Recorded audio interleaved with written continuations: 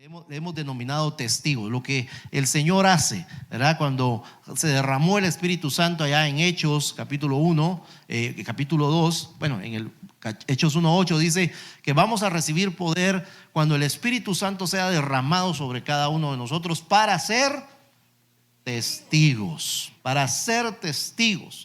Y esto es bien interesante porque el Señor empieza hablando, dice, en Jerusalén, en Judea, en Samaria, y dice hasta lo último de la tierra. Entonces empieza, digamos, del centro hacia afuera, o sea, diciéndonos primero debe ser tu familia, y luego pues vas ya con tus amigos, luego con tus vecinos, y luego hasta lo último de la tierra tú vas a llevar ese evangelio.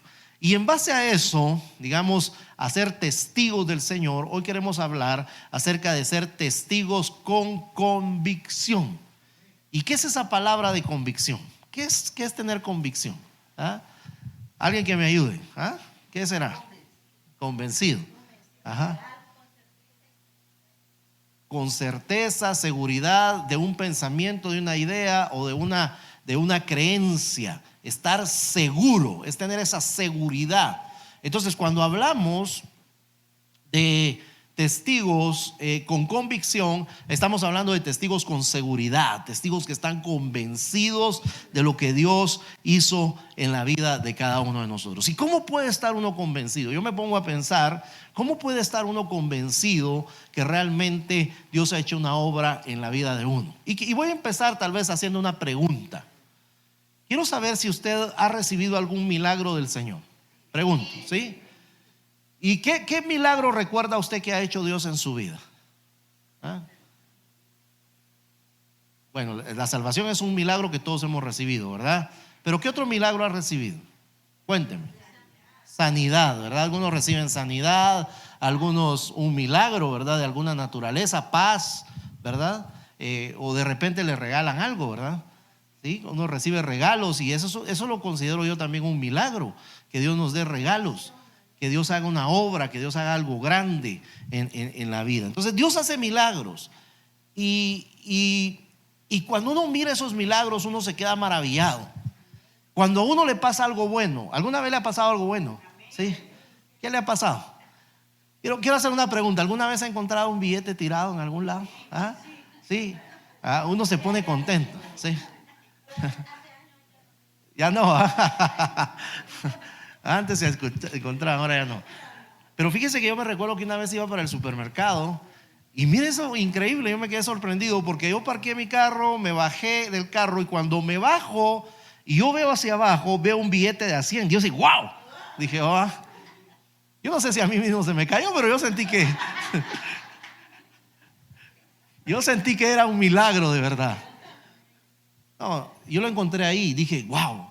Me puse a pensar, pobre el que lo perdió, ¿va? Como dicen, el que madruga Dios le ayuda, ¿va? Pero a ese no le ayudó Dios, madrugó más que yo y se le perdió. Pero digamos, a mí me ayudó el Señor. Yo me lo encontré, yo me puse contento y yo fui a contarle a mis hijos en la casa, me encontré 100 quetzales. Porque cuando uno encuentra algo bueno, cuando a uno le pasa algo bueno, uno lo cuenta, ¿sí o no?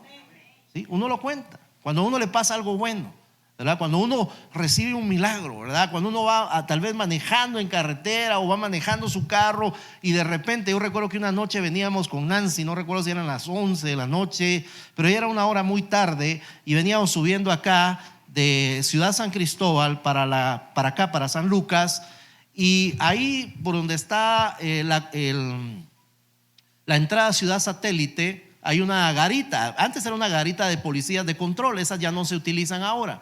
Pero ahí es un lugar donde suceden muchos accidentes, ¿sí? Y yo recuerdo que veníamos y adelante de nosotros venía otro carro y yo dije, va muy lento y casi tuve la intención de rebasar cuando de repente veo que se atraviesa un camión sin frenos enfrente de todos nosotros. Y yo dije, wow, gracias Señor porque nos libraste. Y eso me puse a pensar, si lo hubiera rebasado tal vez yo me hubiera pasado y el Señor de alguna manera nos guardó. Y yo he contado eso a veces en testimonio o a algunas personas porque digo, wow, de lo que me libró el Señor. Porque cuando a uno le pasa algo bueno, uno lo cuenta. Uno quiere contarlo, quiere decirle a las personas, ¿sí? Cuando uno en internet ahí a veces encuentra recetas maravillosas. No he encontrado recetas maravillosas en el internet. Dice, con esta receta nunca más, dice, le dice, vas a subir de peso, ¿verdad? Pues yo no sé si sea cierto, porque yo no me pasa nada de eso. Pero la gente lo anuncia tan convencida que uno le dan ganas de probar, de verdad. Recetas maravillosas, claves extraordinarias. Invierte en este negocio y nunca más vas a tener que trabajar, ¿verdad? ¿Cuántos quisiéramos hacer eso? Pero no, o sea, suceden esas cosas y la gente a veces que lo habla con mucha seguridad y mucha convicción, que a veces uno lo cree. Pero quiero decirte algo. Como decíamos al principio, el milagro más maravilloso que una persona puede tener es la salvación. Es la salvación. Porque digo, ahí no hay intervención humana. Ahí no hay intervención de una persona, solamente el Señor, el Espíritu Santo, que está obrando en el corazón de una persona que está escuchando la palabra, y el Señor está quitando, digamos, esa dureza, esas capas de orgullo, esas capas de dureza, esas capas de situaciones en el corazón. Solamente el Señor es el poderoso. El día de ayer, hermano, tuvimos reunión de matrimonios y hermano Jorge Ramírez, algunos lo conocerán, y su esposa, hermana Flor de Lis, ellos nos compartieron el mensaje y él contaba un testimonio y él decía, contaba acerca de un hombre que fue a predicar a una prisión en los Estados Unidos. Él estaba predicando, dice, cuando de repente ve en el lugar y ve a una persona que es imposible no verla, porque era una persona muy alta, aparte era una persona muy fornida, que no podía pasar desapercibido. Y él en su predicación, en lo que está haciendo, el Señor le dice, ve y dale un abrazo. Como el hombre era muy alto, dice que él va y toma una silla y un banco, lo coloca, se para en el banco y lo abraza. Pero luego vuelve a escuchar la palabra del Señor y le dice, dale un beso. Y se puede imaginar usted un hombre en una prisión besando a otro hombre, no se miraba muy bueno, ¿eh? No daba muchas ganas. Y entonces él eso pensó, dijo, ¿cómo lo voy a besar aquí, verdad? Pero el Señor le dijo, tienes que darle un beso. Y él le da un ósculo santo, lo besa. Y ese hombre que se miraba tan potente, ese hombre que se miraba tan serio, que era tan grande, tan fornido, dice que inmediatamente se desborona y empieza a llorar como un niño pequeño. El único que puede hacer esos milagros es el Señor, es Jesús. Jesús es el único que puede hacer algo tan extraordinario como quitar la dureza del corazón de una persona y ponerle un corazón blando para que pueda recibir la palabra del Señor, para que pueda recibir esa palabra viva que le puede cambiar la vida.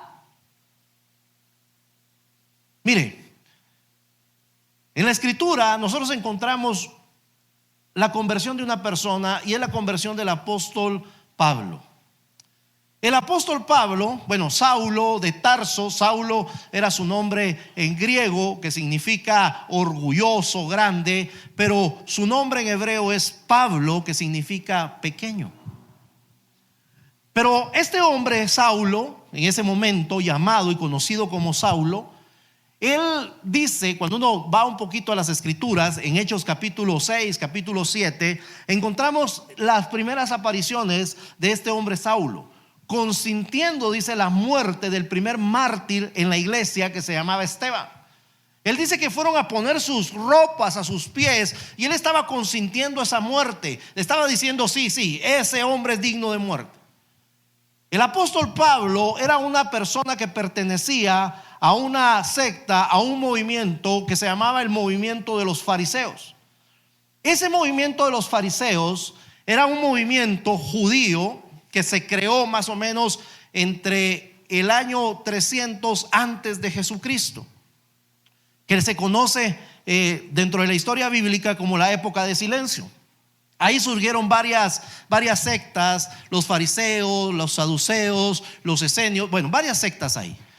Entonces, esta secta surgió ahí porque se levantó ese movimiento judío para velar que la ley se cumpliera a cabalidad, para que nadie violara la ley de Dios y que los judíos cumplieran la ley de Dios. Y Pablo, dentro de su carta de presentación, cuando nosotros buscamos en las escrituras, especialmente en el libro de los Hechos, cuando él se presenta, dice: yo soy fariseo de fariseos. O sea, ese le pasaba lista a todos los fariseos. Ese le pasaba el test. No solamente a los judíos, sino a los fariseos, para que anduvieran bien alineaditos, bien planchados, para que cumplieran a cabalidad todas las cosas. Y este hombre, dice las escrituras, voy a leer, tenía Hechos 9 ahí, pero ¿sabe qué? No voy a leer Hechos 9. Quiero que usted me acompañe. Lo bueno es que tenemos Biblias, ¿verdad? Así que hoy lo voy a poner a que busquen su Biblia. Mariana, perdón. Hechos capítulo 22. Y en Hechos capítulo 22, versículo 1, está el apóstol Pablo dando una defensa. Y escuche lo que dice: varones, hermanos y padres. O sea, habían personas que tenían, los padres eran los sacerdotes, los sumos sacerdotes, los encargados de velar también por el cumplimiento de las leyes. Hechos 22:1. Varones, hermanos y padres, oíd ahora mi defensa ante vosotros. Ahora ya había cambiado. Y al oír que les hablaba en lengua hebrea, guardaron silencio, y él les dijo: yo de cierto soy judío, nacido en Tarso de Cilicia, pero criado en esta ciudad. Ahí estaba en Jerusalén. Instruido a los pies de Gamaliel, estrictamente conforme a la ley de nuestros padres, celoso de Dios, y como hoy lo sois todos vosotros. Versículo 4. Escuche lo que está sucediendo. Él le dice, él empieza a hablar y dice: perseguía yo este camino.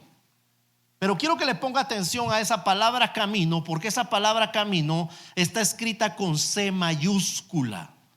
Y está escrita con C mayúscula porque se trata de Jesús. Dice la escritura que Jesús es el camino que nos conduce hacia el Padre. Entonces dice la escritura: perseguía yo este camino hasta la muerte. O sea, él decía: aunque yo me muera, yo voy a perseguir este camino. Yo voy a agarrar a todos esos que se están queriendo poner a un tal Jesús que dice que es el Mesías, que había sido prometido y profetizado, y que ahora él dice que él es. Yo lo voy a perseguir, aunque me cueste la vida. Y escuche lo que sigue diciendo: prendiendo y entregando en cárceles a hombres y mujeres. Como el sumo sacerdote también me es testigo, y todos los ancianos, de quienes también recibí cartas para los hermanos, y fui a Damasco para traer presos a Jerusalén también a los que estuviesen ahí, para que fueran castigados. Mire qué tremendo. Mire cómo se presentó, cómo inició él a presentar su testimonio. Él empieza diciendo: yo era un judío, yo ciertamente soy judío. Les habló en hebreo, no les habló en griego, sino utilizó el hebreo, y por eso la gente quedó callada. Empezaron a escuchar y a poner atención. Y él empezó a decir: yo ciertamente soy judío igual que ustedes, nacido en Tarso, pero me vine a Jerusalén a estudiar en la escuela de este hombre que se llamaba Gamaliel. Aquí yo fui criado como un judío, para poder yo defender nuestra fe. Y yo empecé a perseguir este camino. Y dice, yo metí presos hombres y mujeres y recibí cartas para tener la autoridad de ir a otras ciudades y traer presos a todos aquellos que hablaran acerca de Jesús. Y entonces él se identifica de esa manera. Él empieza a identificarse como una persona perseguidora de la iglesia, porque eso era lo que era Saulo. Era perseguidor de la iglesia. Pero continúa diciendo en el versículo 6: pero aconteció que yo, al llegar cerca de Damasco, como a mediodía, de repente me rodeó mucha luz del cielo. Y caí al suelo y oí una voz que me decía: Saulo, Saulo, ¿por qué me persigues? Entonces respondí: ¿quién eres, Señor? Y me dijo: yo soy Jesús de Nazaret, a quien tú persigues. Verso 9 dice: y los que estaban conmigo vieron a la verdad la luz y se espantaron, pero no entendieron la voz del que hablara conmigo. Y le dije, y escucha esto porque esta palabra es importante: ¿qué haré, Señor? Ahí él está reconociendo a Jesús como Señor y Salvador, como su dueño. Porque antes decirle Señor a una persona era decirle: tú eres el dueño y yo soy tu esclavo, y yo voy a hacer todo lo que tú me digas que tengo que hacer. Él reconoce el señorío de Jesús. Está reconociendo a Jesús como Señor y Salvador. Y el Señor me dijo: levántate y ve a Damasco, y ahí se te dirá todo lo que está ordenado que hagas.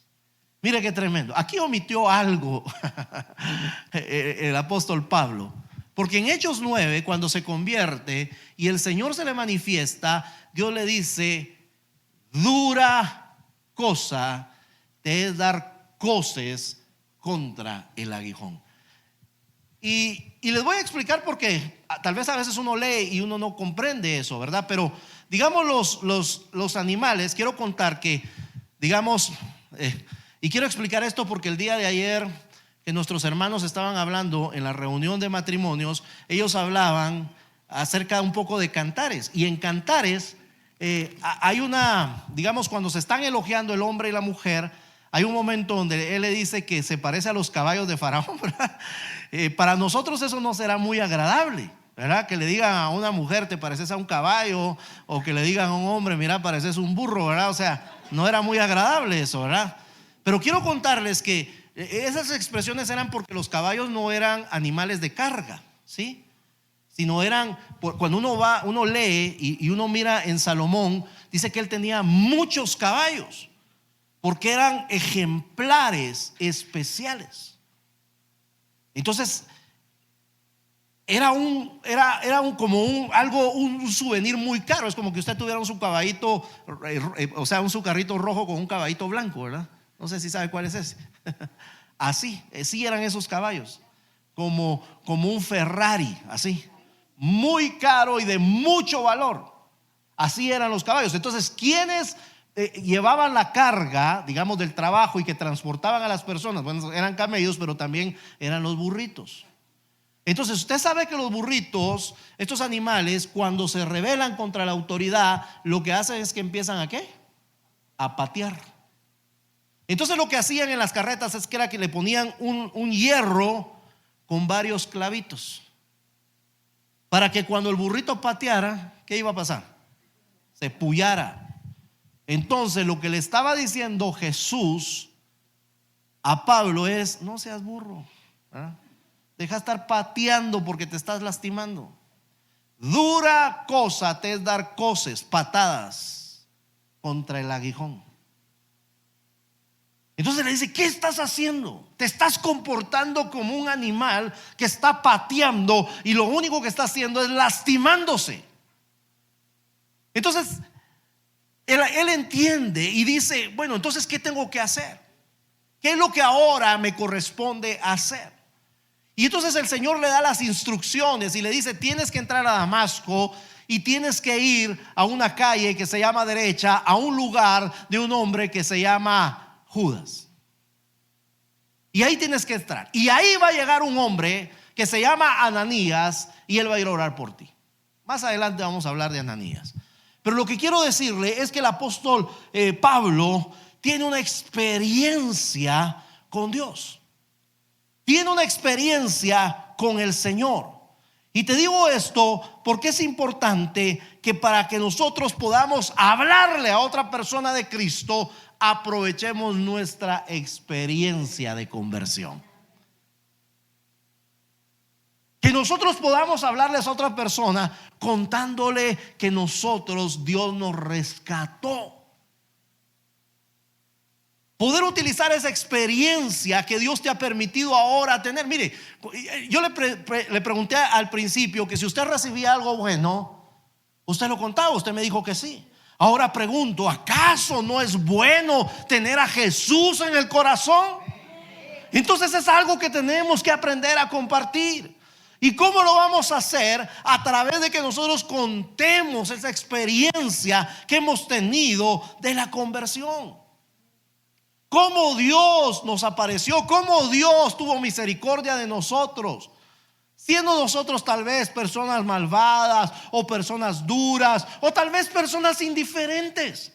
Sí, porque tenemos que reconocer, hay personas que dicen, no, si yo no soy tan malo como para ir a una iglesia o recibir a Jesús. Pero la indiferencia ante Dios nos hace ser malvados delante de Dios.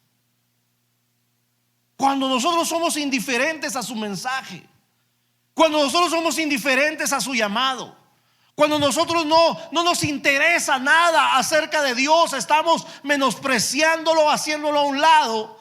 Pero de toda esa indiferencia, de toda esa dureza, de toda esa experiencia, Dios nos ha librado.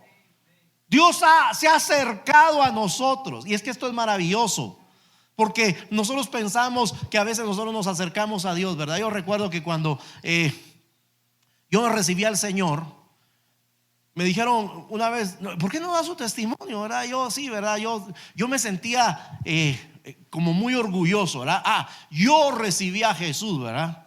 No fue Jesús el que me encontró, sino yo encontré a Jesús. Y yo era aquí, era allá, y cuando lo encontré, dejé lo que yo quise. Pero yo no entendía, porque yo pensé que se trataba de mí. Pero comprendí que no. Mire, después de eso, yo me quedé meditando, porque escuché otro testimonio de otra persona y le daba toda la gloria a Dios. Y yo me quedé meditando. Yo era joven y dije, wow, aquí el que merece ser reconocido es Jesús. Porque dice la Escritura que si nosotros amamos a Dios es porque Él nos amó primero. O sea que el primer paso siempre lo da Dios, no somos nosotros. Entonces hablarles de ese poder divino de Dios que nos atrajo hacia Él, que nos habló, que pudimos sentir su presencia. Yo no sé cuál es su experiencia de conversión, pero yo recuerdo que cuando yo me convertí, mire, yo ni me recuerdo de qué predicó el pastor, de verdad. Solo me acuerdo que sí estaba mencionando cosas y yo me enojé. Y yo dije, ¿por qué mi papá le fue a contar todo eso a ese señor? Y yo enojado y bravo. No me recuerdo de qué predicó, no me recuerdo quién cantó, no me recuerdo qué cantaron. Pero ¿sabe qué sí recuerdo? Que ese día Dios tocó mi corazón. Eso sí me recuerdo, que algo distinto estaba pasando en mí. Que cuando hicieron el llamado, yo decía, algo está pasando aquí, algo está sucediendo, porque yo me siento diferente. Y alguien se acercó a mí y me dijo, ¿quieres recibir a Jesús? Y yo le dije, sí, yo ni entendía lo que estaba haciendo. Y tal vez así le pasó a usted. Tal vez usted no entendió, tal vez usted no se recuerda ni quién le predicó, ni quién lo llevó a la iglesia esa primera vez, o quién le habló de Cristo, tal vez en alguna calle, o tal vez en un hospital, o tal vez en su propia casa. Tal vez ni se recuerda del nombre de esa persona, pero eso no es importante. Lo importante es que se recuerde que Jesús tuvo el poder para cambiar su corazón, porque Él se trata de Él es el poderoso. Él es el que merece la gloria, el que merece la honra. Y yo lo que voy a hacer es compartir de la experiencia que Dios me ha dado, que Dios tocó mi corazón en un momento donde me sentía solo, donde me sentía vacío. Él pudo llenar todo mi corazón. Mire, cuando Jesús pasó a la ciudad de Gadara y se encontró aquel endemoniado gadareno que vivía entre los sepulcros, que era violento, que estaba desnudo, y se encuentra con Jesús y Jesús lo libera y Jesús le otorga la salvación, dice que el hombre se quería ir con Jesús. Y literalmente la palabra dice, le rogaba que lo dejase ir con él. Y Jesús le dijo, no, es necesario que tú vayas a los tuyos y les cuentes cuán grandes cosas ha hecho Dios contigo. Mire, amén, damos gloria al Señor. Pero eso no le dijo, mira, para que puedas predicar tenés que pasar 5 años de teología, 2 años en el instituto bíblico. No, anda a contar lo que Dios hizo con tu vida. Y si usted quiere hablar de Jesús, lo que tiene que hacer es contar lo que Dios ha hecho en su vida. Cómo cambió su corazón. Cómo Él transformó su corazón cuando usted tuvo ese encuentro maravilloso con Él. Porque se trata de Jesús. Jesús es el centro de nuestro mensaje. Jesús es el centro de la salvación. Jesús debe ocupar el primer lugar. Por eso me gusta ese canto que cantaban los jóvenes, que decía: Jesús es el centro de todo. El centro, decía, de todo es Jesús. Desde el principio hasta el fin. Jesús es el centro porque se trata de Jesús. Y Jesús ocupa el primer lugar en nuestro corazón y podamos compartir de eso. Que Jesús es el centro de nuestra vida. Comparte lo que Dios ha hecho contigo. Mire, y por eso es importante el Espíritu Santo. Yo les decía y les parafraseaba Hechos 1:8: vas a recibir poder cuando el Espíritu Santo se derrame sobre cada uno, para que seamos testigos. Testificar con el poder del Espíritu Santo. El apóstol Pablo decía: mi palabra, mi predicación. Un hombre que sabía bastante, educado en una de las mejores escuelas de teología de ese tiempo, que era la escuela de Gamaliel. Sin embargo, con triple nacionalidad, hablaba varios idiomas, pero él decía: mi palabra, ni mi predicación llegó a ustedes con palabras de humana sabiduría, sino con las demostraciones de poder del Espíritu. Porque él recibe la unción del Espíritu. Hay un hombre que se llama Ananías, que yo le mencioné, y este hombre, Ananías, dice la Escritura que él tenía que hablarle al apóstol Pablo. Pero imagínense qué tremendo esto, porque cuando el Señor le dice a Ananías, le dice: tienes que ir a la calle que se llama derecha, a la casa de este fulano, porque ahí hay un hombre, y ese hombre se llama Saulo, y tienes que ir y orar por él. ¿Sabe qué dijo Ananías? Yo no voy. Yo no voy. Ya sabía quién era Saulo. Pero Jesús le dijo: tienes que ir. El Espíritu Santo le dice: tienes que ir, porque este hombre va a predicar ante reyes, ante príncipes, ante personas importantes del pueblo judío. Y tienes que ir y hablarle y orar por él. Y dice la Escritura que Ananías llega y ora por él. Y dice que se le caen las escamas de los ojos, porque él había quedado ciego, e inmediatamente recibe el Espíritu Santo. Y dice la Escritura que se levanta a predicar la palabra. Escuche esto, voy a ir a Hechos capítulo 9. De todas formas ese no está ahí, mija, así que no te preocupes. Hechos capítulo 9, verso 17 dice: fue entonces Ananías y entró en la casa, y poniendo sobre él las manos, dijo: hermano Saulo, el Señor Jesús, que se te apareció en el camino por donde venías, me ha enviado para que recibas la vista y seas lleno del Espíritu Santo. Pero en el versículo 20, siempre de Hechos 9, dice la escritura: enseguida predicaba a Cristo en las sinagogas, diciendo que este era el Hijo de Dios. Mire qué tremendo. Porque lo que tenemos que decir es eso: que Jesús es el Hijo de Dios, que Jesús vino a morir en la cruz por causa de nuestros pecados, para que suceda algo extraordinario, para que suceda algo poderoso y la gente pueda convertirse. Miren, en Hechos capítulo 4 nosotros encontramos una historia, y es la historia de Pedro y Juan. Pedro y Juan dice que se dirigían al templo. Iban a entrar por una puerta que se llamaba La Hermosa, y en esa puerta había un hombre que era lisiado, que estaba cojo, que desde nacimiento. Y entonces el hombre se ponía ahí porque sabía que esa era la hora donde pasaba la gente a la oración, y él pedía limosna, pedía que le ayudaran. Y Pedro y Juan, dice la escritura, que no llevaban plata. Y entonces ellos se le quedan viendo y le dicen: no tenemos plata, no tenemos oro, no tenemos nada, pero lo que tenemos te vamos a dar. ¿Y sabe qué hicieron? Oraron por él y le dijeron: en el nombre de Jesús, levántate y anda.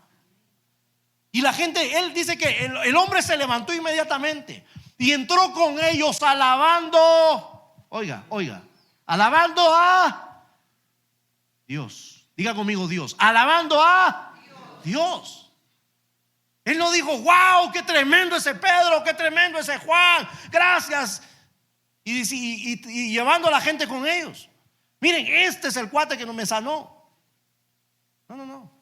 Él dijo: alabando a Dios, dándole gracias a Dios, porque la gloria era para Dios. La gente entonces se reúne alrededor de ellos y ellos empiezan a hablar. Les dice que ese hombre, creo que tenía como 50 y algo de años. Vamos a buscar en Hechos 4, 50 y tantos años. Y desde su nacimiento el hombre padecía esta enfermedad. Si alguien me encuentra el pasaje en Hechos 3, perdón. Sí. 3, ¿qué versículo? La edad. Búsquenla pues. Ajá. Vamos a ver si lo encontramos.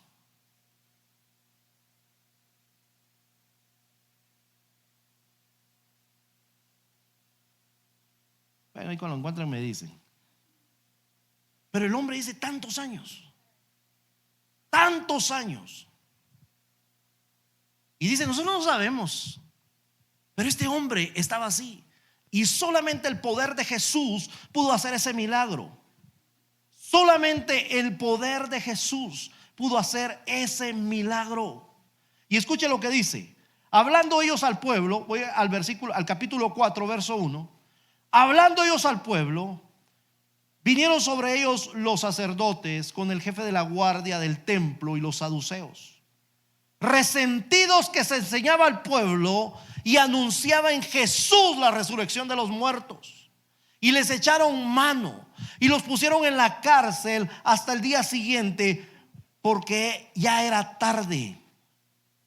Pero muchos, escucha lo que está diciendo, pero muchos de los que habían oído la palabra creyeron, y el número de varones era como de 5,000 personas.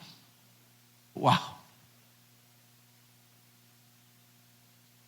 Porque ellos eran personas llenas del Espíritu Santo que testificaban acerca de Jesús. Y la gente se convertía. Mire, usted no se preocupe si la gente se convierte o no. Ese no es su problema. ¿Sabe de quién es el problema ese? ¿Ah? ¿De quién es el problema? Del Espíritu Santo. Porque el Espíritu Santo es que se encarga de convencer. Mire, ¿no le ha pasado a usted que de repente le habla a alguien de Cristo y uno se enoja, verdad? A mí me pasaba eso cuando era joven, ¿verdad? Cuando alguien rechazaba el evangelio. O sea, hace como 3 años. Y alguien rechazaba yo me enojaba, de verdad, porque pensé que me rechazaban a mí. No es así. Y uno tratando de convencerlos, ¿verdad? Y cuando hacían llamado al altar, uno a veces se llevaba a la gente así con el brazo torcido: pase al altar, reciba a Cristo. Y uno le pegaba en la rodilla: ínquese, ¿verdad? Y ¡pum!, te caía en el suelo. Ahora repita, ¿verdad? Porque uno pensaba que era uno el que tenía que convencerlos. Pero no. Yo lo que tengo que hacer es testificar con fe, con seguridad, de que Jesús es el Cristo. ¿4 qué? ¿Qué dice?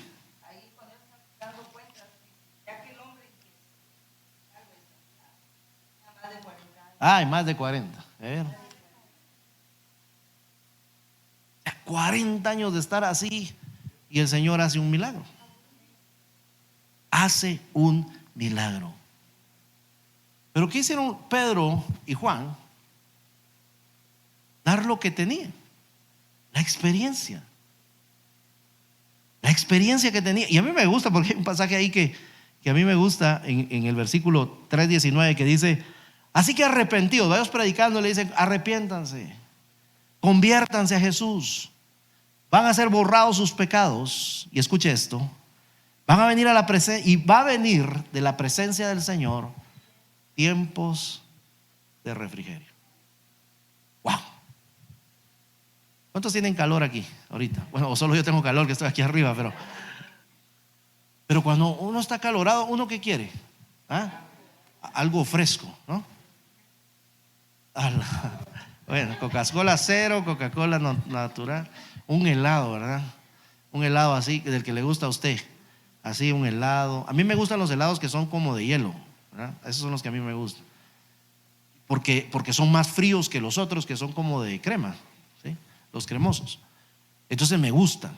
Pero cuando uno los prueba y hay calor, uno siente ese refresco. Uno no solo siente lo fresco en la boca. ¿Qué pasa con su cuerpo? Usted siente el refresco en todo su cuerpo. Su cerebro entra en acción y le dice: cuerpo, está recibiendo un elemento que va a refrescarte por completo. Y usted se lo mete a la boca y usted siente que todo el cuerpo se refresca. Cuando alguien recibe a Jesús, ¿sabe qué sucede? Todo el cuerpo se refresca. Vienen tiempos de refrigerio, vienen tiempos de paz, vienen tiempos diferentes, vienen tiempos distintos para cada uno. Pero ¿sabe qué tenemos que hacer nosotros? Predicar el evangelio con convicción, con seguridad, llenos del Espíritu Santo. Porque el Espíritu es el que nos va a dar esa seguridad. Él es el que nos va a decir cómo hablar. Mire, cuando Felipe dice que estaba predicando, el Señor le dijo: acércate a ese carro. O sea, y así te va a pasar. Dios te va a decir: acércate a esa persona, háblale de Cristo. Mire, yo le voy a contar algo. Yo había recibido al Señor, pero no me había alineado por alguna razón, ¿verdad? Tenía 18 años, estaba en la universidad, estudiábamos con Nancy. Yo no era amigo de Nancy, yo tenía otros amigos en la universidad, pero ella sintió del Señor y le dijo: acércate a ese joven porque será tu esposo. Eso no se lo dijo, pero ese ya fui yo el que me puse pila, ¿verdad? Pero el Señor le dijo: acércate a ese joven. Teníamos tal vez no era amiga mía en ese tiempo, pero una conocida en particular que me conocía a mí y la conocía a ella porque iban a la iglesia. Y ella le dijo: yo siento que me tengo que acercar de ella. No sé qué le diría a ella de mí, pero le dijo si estaba segura que lo hiciera, ¿verdad? Y ella se acercó a mí para hablarme del evangelio. para llevarme a la iglesia. Yo siempre he admirado eso de Nancy, la pasión por el evangelismo, la pasión por Dios, y la sigo admirando por ese amor y esa pasión que tiene por Dios. Pero ella obedeció: acércate a esa persona. Y eso va a ser el Espíritu, dirigirnos a las personas. Eso fue lo que hizo el Señor con Ananías, lo dirigió hacia el apóstol Pablo, para orar por él, para que las escamas se le cayeran, para poderle acercar a otros discípulos y que él pudiera empezar a predicar la palabra del Señor.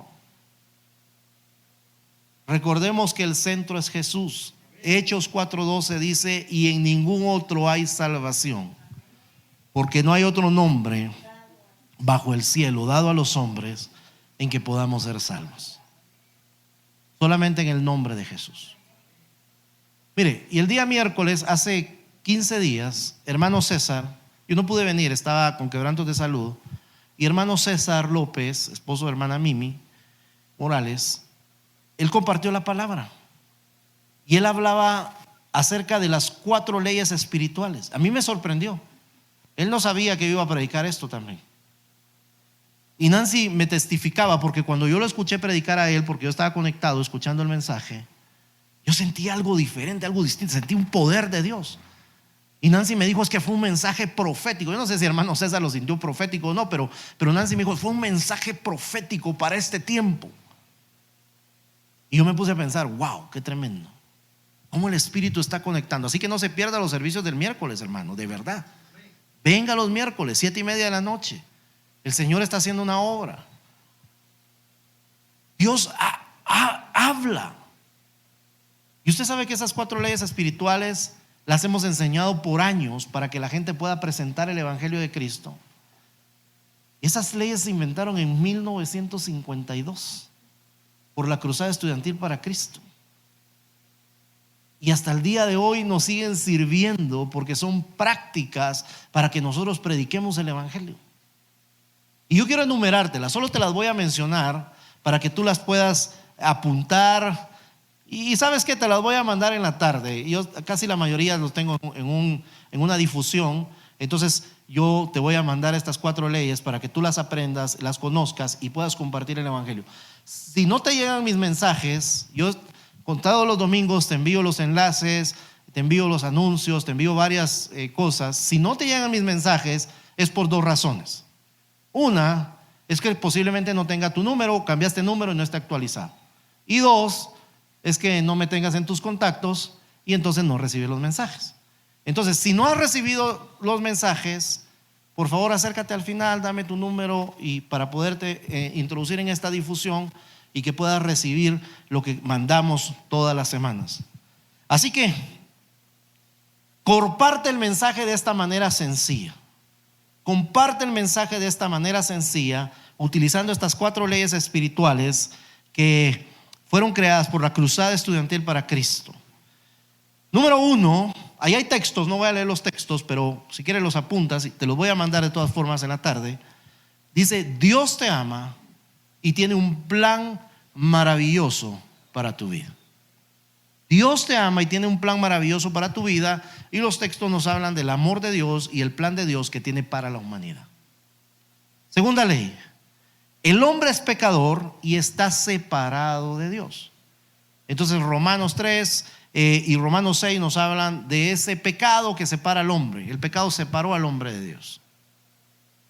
Número 3, Jesucristo es la única provisión de Dios para el pecador.